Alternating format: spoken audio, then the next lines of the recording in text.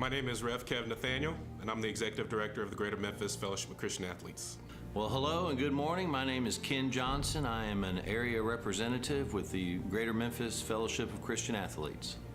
Rev Kev, it was a nickname that was given to me actually early on when I was one of the chaplains at the University of Memphis. One of the coaches introduced me, and he was fluffing up his speech a lot. He said, "We have Rev Kev," and it just stuck. So the players started calling me Rev Kev, and it stuck. Use it, and it works. FCA, well, the best way for me to sum up FCA is really sports and Jesus. You know, it really doesn't get any better than that. What we do is we bring the hope of Jesus Christ to every person that we meet. Throughout the country, there are over 45 million kids that are participating in youth sports, either through campus activities or through club and travel activities. And it's been estimated that really about 70 to 80% of those kids, they don't attend church. And so for me, that's what makes FCA such an exciting mission field, because God has granted us so much favor to actually be able to go onto school campuses and actually share the gospel of Jesus Christ with these unchurched coaches and athletes. And but one of the challenging things that really gets to me is when we have coaches that come to us and they're saying, "Hey, Rev Kev, we'd love to have somebody get involved with FCA," and unfortunately, due to limited staff and then the limited amount of volunteer participation we sometimes have to tell some of these coaches to wait. Several years ago, one of those schools was actually Whitehaven High School.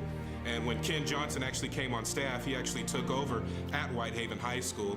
And Ken can share with you so many stories of life transformation that has taken place over the years at Whitehaven High School. Whitehaven High School, when I was first hired to go on staff at FCA back in 2014, after I had been at Whitehaven for, I think it was the end of the third season, and it was the end of the school year, one of the guys just didn't seem right.